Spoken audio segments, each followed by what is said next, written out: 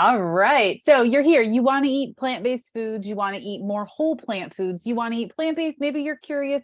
Whatever it is, today's session is filled with easy plant-based swaps to help you make the switch to a plant-based lifestyle. So grab your pen and paper and let's get started. Hey, Kim over on Facebook. Yes, yes, yes. Tuning in. I love it. Welcome to the VegInspired live show. Tell me where in the world you are tuning in from. Now, what is the VegInspired live show? Well, every Tuesday at noon Eastern, I share top tips to making plant-based eating your way of life. I am here for you to help empower you, to help inspire you, to help encourage you along your plant-based eating or eat more plants journey. Wherever you are on your path to plant-based, whether it's happily eating plants or curious to go all in, or somewhere in between, just looking to eat more of those whole plant foods, I am here to give you all of the takeaways to get more plants on your plate. So this is exciting. We have Tucson represented, and I am coming to you live from sunny, warm, and humid South Florida. And as a quick background, if you don't know about me, I am a real person. I do travel full-time in a fifth wheel RV. We are actually live right now. I travel with my husband and our cat, Eddie. So don't be surprised if Eddie shows up with all the excitement, all the energy that I'm bringing. He pops up here and tries to walk in front of the camera. But I am your host. My name is Kathy Davis. I'm a former school teacher turned plant-based lifestyle and mindset coach. I'm the founder of VegInspired and the Eat More Plants Academy, and I am a 3-time best-selling cookbook author. I help people adopt the habits of plant-based living so they can lose weight, they can gain energy, and they can achieve their wellness goals. Now, I've been eating and creating vegan meals for more than 8 years, but over the past 3, I personally made a shift to follow daily habits of a whole food plant-based lifestyle. And with that shift, I experienced tremendous results, renewed energy, a newfound sense of joy. I've lost almost 50 pounds, maintained it, and I have a healthier mind and body. And I'm dedicated to providing people with resources to help them make a similar transformation. So today's session is all about plant-based swaps. And this question comes up a lot. I get it from the brand new people curious to eating more plants. How do I get started? To even seasoned vegans who are like, how do I ditch some of the processed foods and eat more of the whole foods? And that's what we're going to talk about today. What I usually recommend for people to start with are familiar foods. So let's say you love potatoes. Chop up those potatoes, season them up with taco seasoning, and make potato tacos. Love cauliflower. Dress them up with some buffalo sauce and dip them in a plant-based blue cheese or ranch. You've got cauliflower wings. You love salads. Load up those bowls with lots of veggies, some starches, some beans, and try a new dressing. Try a new sauce. Love broccoli. Maybe you lean into some broccoli heavy stir fries or broccoli noodle bowls. So those are high level swaps, but let's dig a little bit deeper and get some easy swaps to help you get more plants on your plate. So swap number 1. Now, I told you I'm tuning in from sunny Florida. We've got Arizona, we've got France, but it is soup and stew season for most places, especially the the colder states up in the northern part of North America. And adding soups to your meals or stews to your weekly menu can be a very easy way to add more plants. Simple swaps like vegetable or plant-based broths in your soups and stews and cooking. And if you're looking for that richer flavor, a lot of times that you may feel that a veggie broth doesn't have, add a teaspoon of nutritional yeast for each cup of vegetable broth to provide that buttery, savory flavor. Now, before you say, oh, what's nutritional yeast? It is a deactivated yeast that a lot of vegans use as a cheese alternative. But when you use it in smaller amounts, just that 1 teaspoon per every cup of veggie broth, it gives this nice buttery, savory flavor that it really reminds me of good old fashioned homemade chicken noodle soup. So swap number 2. So swap number 1 was using veggie broths and plant-based broths in your soups, stews, and other cooking, braising, things of that nature. Swap number 2 is to weed out that dairy. Now, hear me when I say this. Not all non-dairy products are created equally. And honestly, I don't love all of the non-dairy products. I use plant milk. I use very simple plant milks, either Elmhurst, milked cashews, the two ingredients, unsweetened, or an unsweetened soy milk. And the reason I pick those is because I'm looking for the cleanest option, the option without the gums, the fillers, all this other stuff. Now, when I first made the switch, I would use whatever plant milk they had available: almond milk, oat milk, Califia Farms, Ripple. You really need to try all of the different milks. And I always like to say, if there's a way for you to, visit a place, maybe a Whole Foods that's doing sampling of some of the plant milks, or you have a friend that drinks plant milk, ask if you can have a little taste. I mean, it's so nice to be able to try these different plant milks before you buy them. Same goes for the non-dairy yogurts. I know that a lot of times that's an easy swap. You go into the non-dairy section, you see that there's non-dairy yogurts, you can swap them in, easy peasy. You get it home, you don't love it. So maybe only buy one of the swap. Make it a gradual transition. Don't feel like you have to do everything today.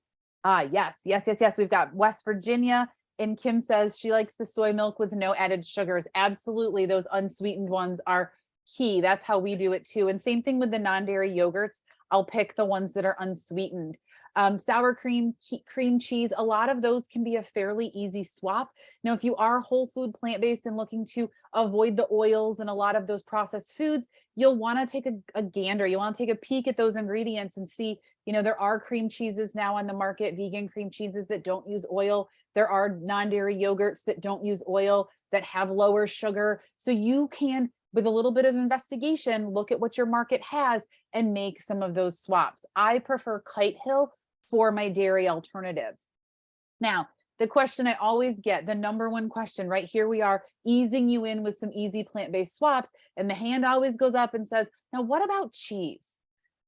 I've been vegan for 8 years, and honestly, cheese is probably the hardest one-for-one swap. Now, there are dozens of vegan cheeses on the market, more cheeses now than there were 8 years ago when I went vegan, but that doesn't mean that you're going to like them all. And truthfully, it doesn't mean that they're the healthiest option. Many of the cheeses use fillers and oil. And so if you are looking for that whole food option, it might be looking for a more creative swap, which is where the swaps that I'm going to share with you come in. So I tend to eliminate or reframe the way that I think. See Eddie right on cue. Reframe the way I think about the cheesy alternatives and the foods that I'm using for that creaminess. And instead of making a one-for-one swap with cheese, I look for a creamy whole food. So for me, that might be avocado or guacamole, or maybe a cashew or tofu style cream, or cream cheese, making my own at home, maybe a tofu ricotta or a cashew ricotta. And so I've transitioned from standard American eating 8 years ago to vegan eating the processed vegan cheeses. And now I look more for those creamier alternatives that are made with whole foods.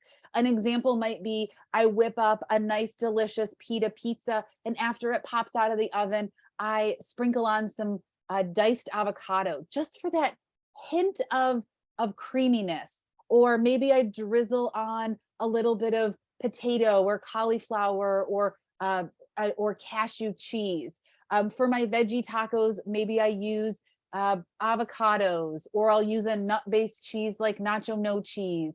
So when you're thinking about these alternatives, it doesn't have to be a one-for-one swap.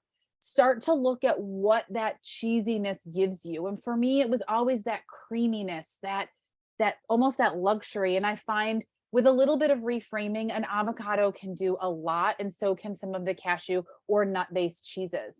Now, another question that I get, and actually one that I find to be, one of the big hangups that people have regarding this way of eating are snacks. I don't know about you, but I'm a huge snacker. I always tell my clients in the academy, my family we're big snackers. We love to snack. I love having snacks when we watch football games, or, I could eat snacks or appetizers for dinner. And for me, it was how can I add more whole plant snacks to my days, to my meals? Things like guacamole and hummus are great alternatives to dairy based dips. Things like using crackers, Mary's crackers, or celery, or cabbage leaves, or cauliflower to dip in the hummus, or even cucumber in the guacamole. It's a really great combination. You can also make plant based quesos or nut based cheesy sauces. And then, of course, you can look at some of the packaged ingredients for the vegan logo on crackers, chips, and other packaged snacks. Now, if you are looking for a more whole food option, I do encourage you to read the labels.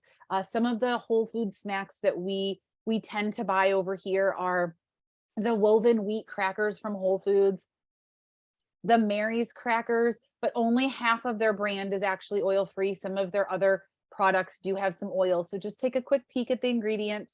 We like Wasa crisp bread as an alternative to crackers and chips. That also works really well if you for peanut butter or hummus, anything like that. And then just thinking about what those whole foods are that you can use for your snacks. Now, the next question that pops up a lot is, what about the meaty part of the dish? How do I replace the sloppy joes and the meat sauce in my pasta? And this is where I take a step back and I tell you, this part of the swap requires a shift in the way you think. It requires you to reframe the way that you look at food and to reframe the way you look at your plate. Using flavors and textures to bring out the meaty part of the dish can be very, very, very easy when you start to look at different textures of food. So cauliflower florets work extremely well for chickens in, let's say, an Asian inspired dish, or with barbecue sauce, or even grilled on the grill with buffalo or barbecue. Cauliflower also works really well for shrimp. So let's say you want to do a shrimp cocktail. I actually have a cauliflower cocktail recipe on VegInspired.com where we cook up the cauliflower florets in some spices, and then we actually chilled it and served it with cocktail sauce.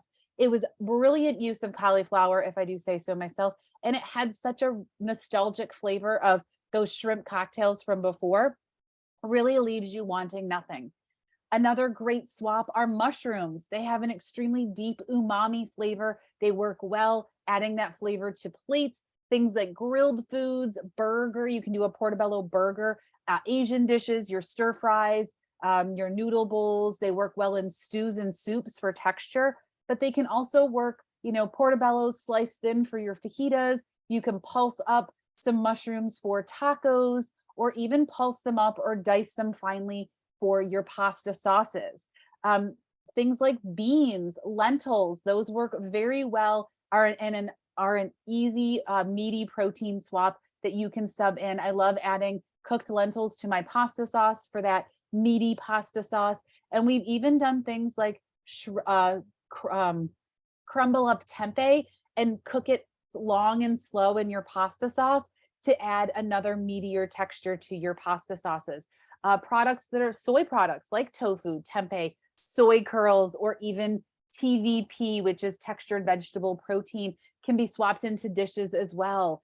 Things like tofu scramble, TVP tacos, soy curl tacos and soups, adding tempeh either cubed or crumbled for tacos or into curry dishes, or even now, I always do a little bit of caution here with the soy products, because a lot of times the processed foods use soy. They use seitan, which is a gluten. So if you are a soy or gluten intolerant, you may decide not to use some of those processed foods.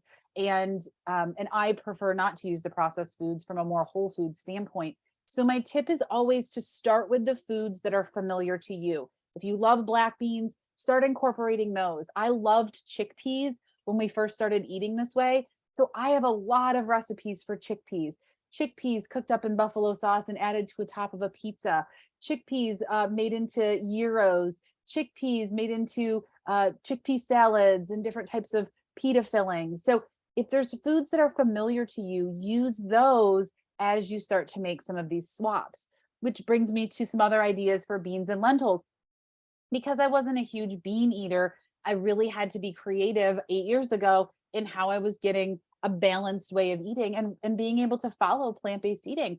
And a couple of things that we did a lot were we did a lot of chickpeas because I liked chickpeas, and we used the pressure cooker or instant pot to cook up the beans because it gave them a very nice texture, which appealed to me because it was the texture of the bean I didn't really like.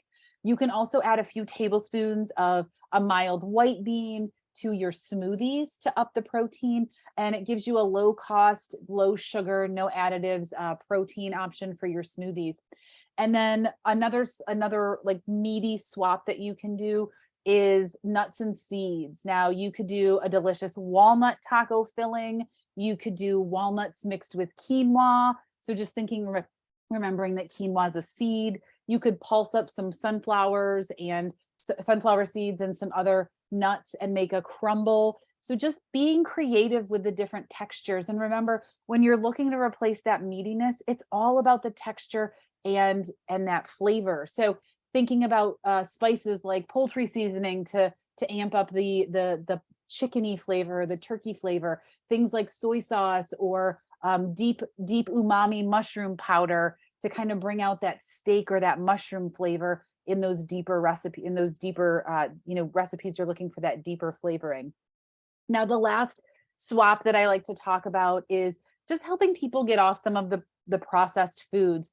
Now, I get a lot of questions about how do you eat less processed foods and more of the whole foods? And it might come down to a simple swap such as oatmeal or quinoa for breakfast instead of your cereal. It might be swapping a more whole food bread, Dave's Killer Bread or Ezekiel bread for the white bread that you're currently eating. It might be something as simple as grabbing some extra fruits or boiling potatoes or cutting up some vegetables for snacks instead of grabbing the kids' snacks or the bags of snacks that they typically throw in lunch boxes. Adding an extra vegetable to your side dish, serving a salad before every meal, making a vegetable soup and eating that before every meal, removing or reducing the amount of oil because it's super processed, and getting your whole food fats from avocados, nuts, and seeds. Subbing a clean trail mix for those super processed granola bars. Just simple swaps like that can make a huge difference both in your energy, your cognition, the numbers on the scale, all of that matter. And when you start to think about these cleaner foods, these more whole foods, it allows you to take back control of your health. And these are just some great ideas to reference later. This is an accessible replay. So if you need to go back, if I talk too fast, you can pop back through. But if you are interested in getting yourself set up to kick off 2023 with ease, I'd love to invite you to a complimentary strategy call to help you map out those next steps. This is what I do day in and day out. I help people look at what your goals are, what might be holding you back, and then strategize those next steps forward. So I've opened up some slots exclusive to the VegInspired community for a complimentary strategy call. This is about a 30 to 40 minute call that's all about you. How can we set you up for success towards the end of 22 and into 2023? And you can book that call at veginspired.com/strategy call. I will drop that in the comments of this video right after we wrap up, but I do want to make sure that you have access to this first. It is exclusive to the community first, and then it will be going public. So make sure that you snag your spot. Let's talk about your goals. Let's talk about what might be holding you back. If you feel like you're on a constant hamster wheel, let's get you off and get that path forward for you. Thank you so much for tuning in this week. If there are topics or questions that you have, drop them in the comments. Let me know. I want to be here to provide you the education, inspiration, and empowerment around eating more plants and eating plant-based. So if there's a specific question